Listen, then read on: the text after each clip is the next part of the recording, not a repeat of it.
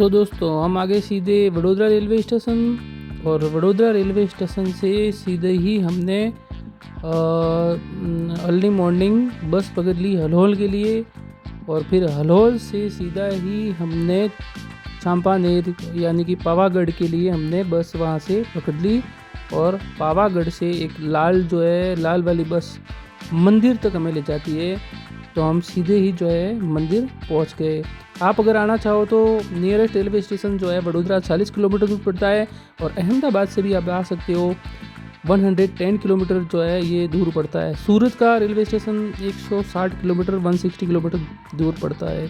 तो यहाँ आने के बाद में हम सीधे ही मंदिर पर हिल पर यानी कि मानसी चौक है, वहाँ पर ले जाने के लिए हमें एक बहुत ही न्यूनतम किराए में लाल वाली बस गवर्नमेंट की है, वो तैयार रहती है। तो उसमें बैठ करके हम ऊपर मंदिर तक चले जाते हैं। तो जाते वक्त तो मैं प्राइवेट टैक्सी में गया था, क्योंकि वो बस अवेलेबल नहीं थी। हालांकि 15-20 मिनट में वो आती रहती है, तो उसमें बहुत ही सुरक्षित आप यात्रा कर सकते हैं मंदिर तक के लिए। और न्यूनतम शुल्क 10 रुपये में पहुंचा देती है, और प्राइवेट टैक्सी 30 रुपीज़ में आपको ऊपर पहुंचाएगी।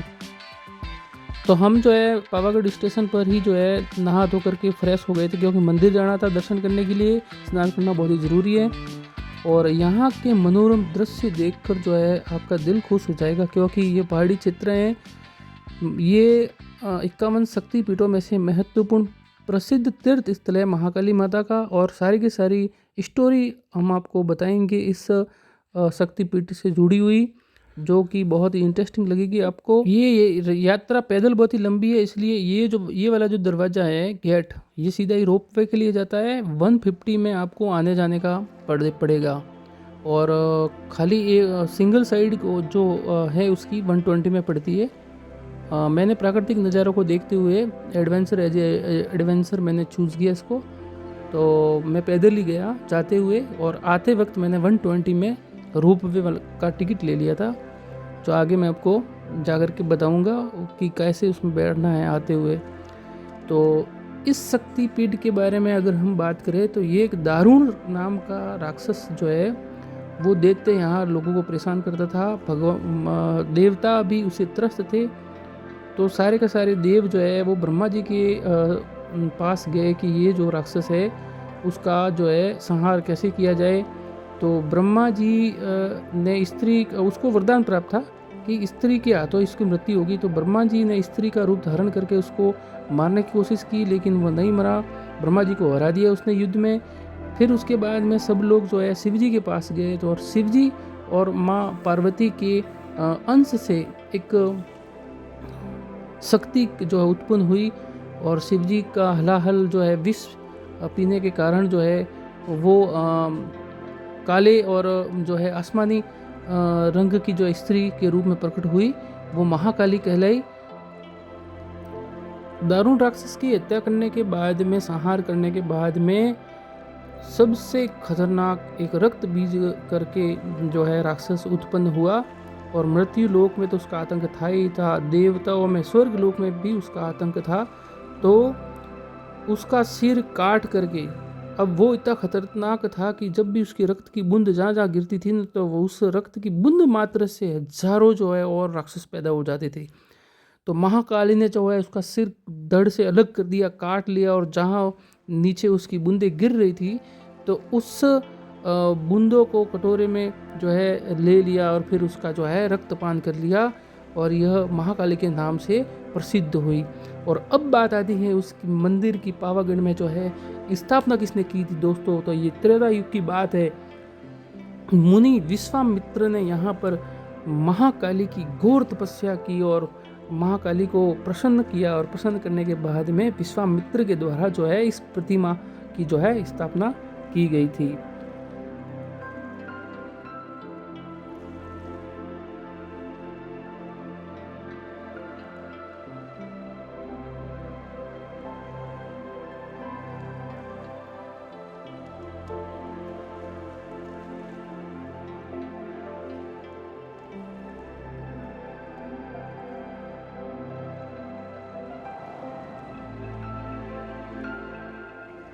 देखिए दोस्तों, जो जो आप ऊपर चढ़ेंगे ना तब आपको पता चलेगा कि ये जो प्राकृतिक दृश्य यहाँ पर कितने आपको दिखाई देंगे। जैसे कि कुदरत जो है स्वयं यहाँ पर जो है अपनी छटा बिखेरे हुए जो है दिख रही हैं।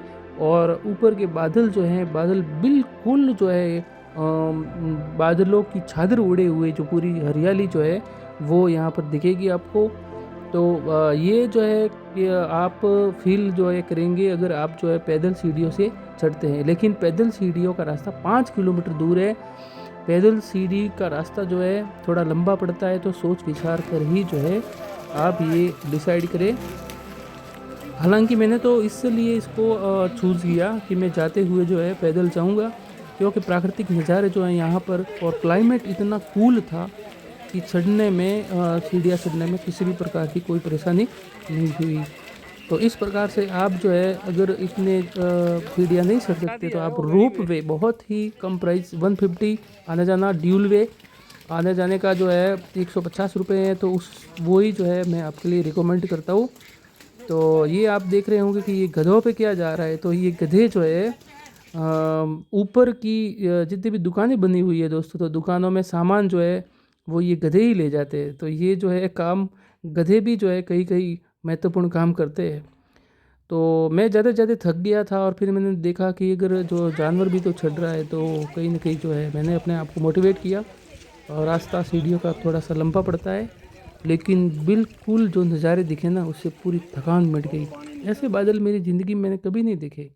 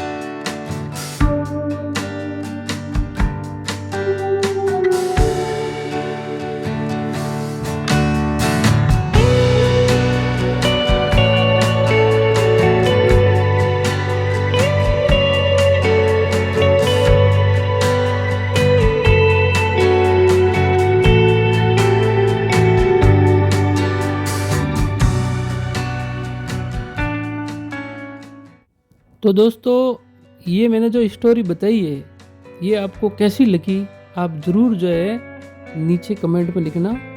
और एक बात मैं आपको कहना चाहूँगा कि ये जो स्थान है ना वर्ल्ड हेरिटेज साइट में जो है शामिल है। और मतलब बहुत कम ऐसे स्थान होते हैं जो वर्ल्ड हेरिटेज में शामिल होते हैं। तो ये भी जो है एक बहुत ही बड़ी बात है पावागढ़ के बारे में। फैक्ट बहुत इम्पोर्टेंट है ये। अब मैं जो है बात करने जा रहा हूँ यहाँ जो पतई राजा की कहानी है ना, कि यहाँ पर छांपानेर का जो राजा था पतई राजा, उसकी जो है एक स्टोरी है बहुत ही इंटरेस्टिंग। तो छांपानेर गांव में एक भद्रा नाम की एक बहन और एक उसका भाई हुआ करता था। तो वो बहुत ही जो है महाकाली माता की भक्त थी। भद्रा का भाई जो था उस भाई को नाग ने डस लिया और उसके भाई की मृत्यु हो गई। तो महाकाली माँ, देखो जीवन में दुख आते हैं तो भक्तों के ऊपर ही आते हैं। तो महाकाली को जो है अर्ज की भद्रा ने कि मेरे भाई को वापस जिंदा करो। तो महाकाली माँ ने कहा कि बेटा मैं तुम्हारे भाई को जिंदा तो कर लूँगी, लेकिन तुम्हें आजीवन जो है बिना शादी के लगन नहीं करना है और मेरी भक्ति करते रहना तू। तो मैं तुम्हारे भाई को जो है वापस जिंदा कर दूंगी। तो ये बात मानी और उसने आजीवन जो है कुंवारे रह करके माँ काली की भक्ति करने की बात जो है वो स्वीकार कर ली। फिर उसके बाद में एक दिन जो है भद्रा की जो ऊपर जो है पतई राजा की नज़र पड़ी।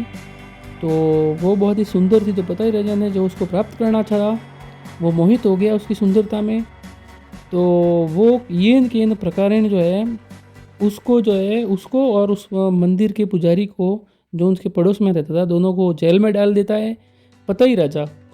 और पतई राजा जो है उसको जेल में डाल देता है। तो उसके बाद में जो है माता के नवरात्रि आती है, और नवरात्रि में फिर वो जेल में बैठी बैठी जो है भद्रा जो माता से अर्ज करती है कि हे माता, हर साल मैं तेरी गरबा गाती हूँ, तो मैं अब की बार जो है गरबा न तो जो है गा पाऊँगी, तेरी भक्ति नहीं कर पाऊँगी, नवरात्रि आ गई है।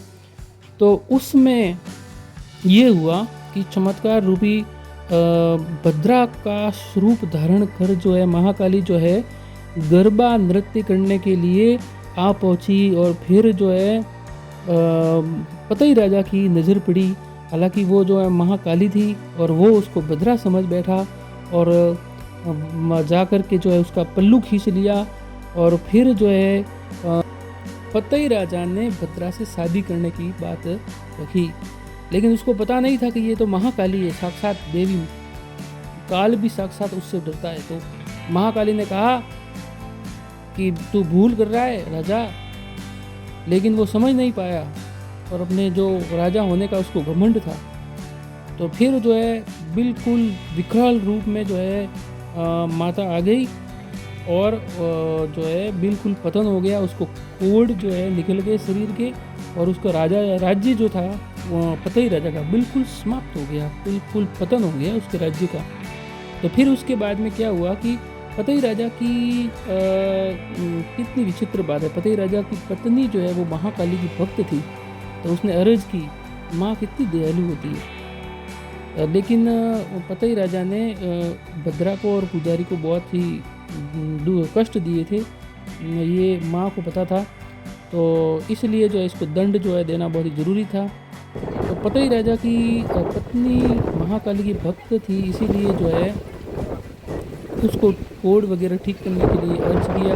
तो फिर ये तो भद्रा दयावान थी, तो उसने जो है नवरात्रि की जो गरबा का जो मटका होता है उसका पानी उसके ऊपर जो है छिड़क दिया। तो फिर उसके कोड वगैरह ठीक हो गए। इस तालाब को आप देख रहे हो दोस्तों, ये तालाब जो है उसको दूधिया तालाब बोलते हैं।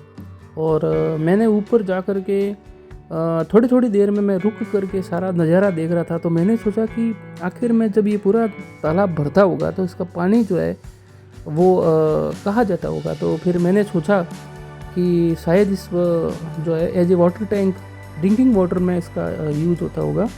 तो मैंने खुद ही सोचा कि ये कितना यूज़फुल है यहाँ के लिए, क्योंकि ऊंचाई में पानी को चढ़ाना जो है बहुत मुश्किल होता है। फिर फिल्टर करने के बाद में इसको यूज़ किया जाता होगा, मेरी जो है पर्सनल राय है। हालांकि शायद यहाँ से पानी को यही पानी यूज़ होता होगा यहाँ एज ए ड्रिंकिंग वाटर और दैनिक कार्य के लिए।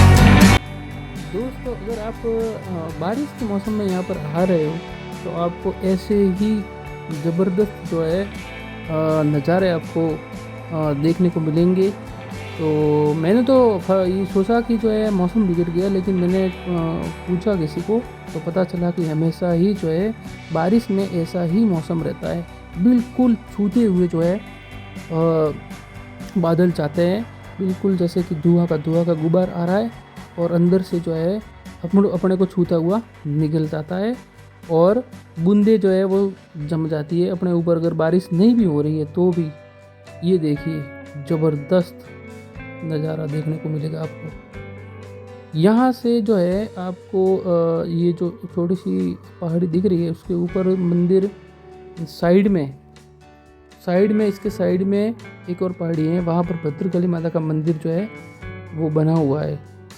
तो वो जो भद्रा थी उस भद्रा का ये जो मंदिर दिखेगा आपको, वही जिसने भक्ति की थी उस भद्रा का मंदिर जो है यहाँ पर बना हुआ है, और भद्रकाली नाम से जो है वो यहाँ पर स्थापित हो गई।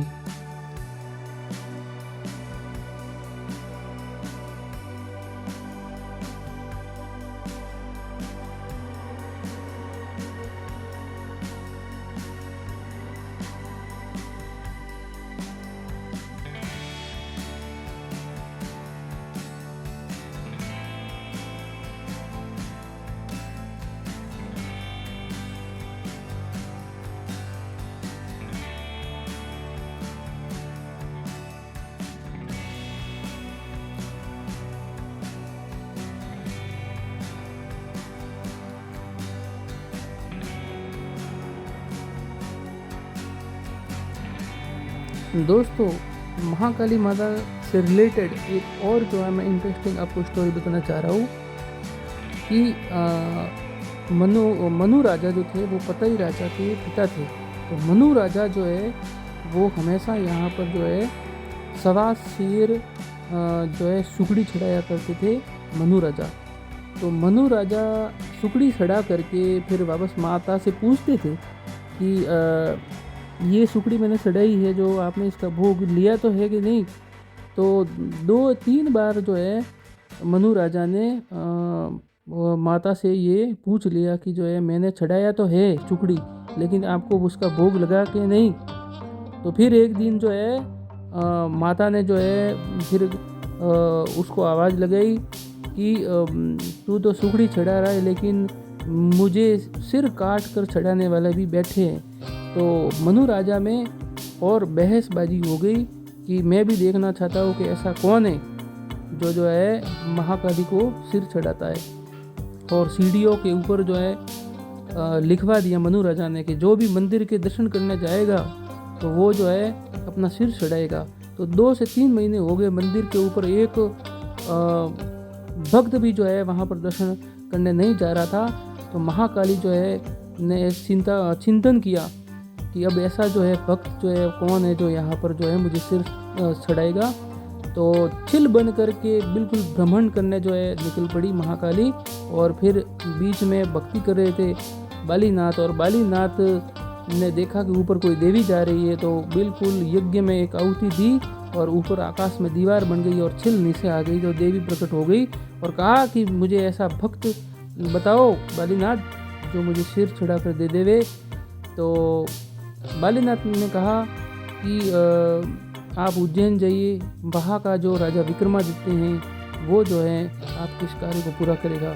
तो विक्रमादित्य को जा कर के जो है महाकाली साक्षात जो है मिली, और विक्रमादित्य ने हामी भर ली। और विक्रमादित्य ने अपनी कोई छोटी मोटी जो है इसके बदले में मनोकामना थी वो पूरी की। विक्रमादित्य आया और फिर जो है बिल्कुल मनु राजा के सामने अपना तलवार निकाल करके जो है अपना सिर जो है अर्पित कर दिया हाथ में लेकर के। और फिर जो है वो देखता रह गया मनु राजा। और फिर जो है महाकाली ने अपनी माया से वापस जो है वो गर्दन जो है ठीक कर दी, वापस जिंदा कर दिया विक्रमादित्य को। तो ये बहुत सारी जो है इंटरेस्टिंग कहानियाँ यहाँ से जुड़ी हुई है।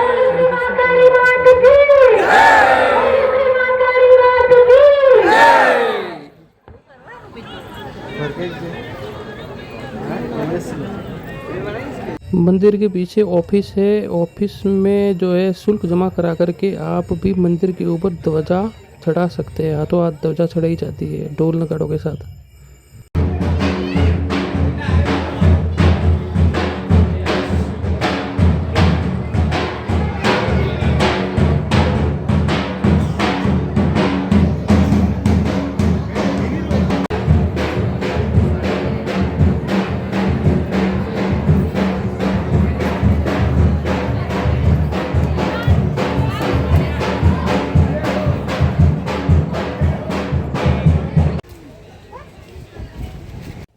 ऊपर कोई रेस्टोरेंट नहीं है, केवल मंदिर ट्रस्ट का ही जो है भोजनशाला है। वहाँ पर 20 रुपये में आपको कूपन मिलेगा। बहुत ही स्वादिष्ट भोजन और बिल्कुल सादा भोजन आप कर सकते हो।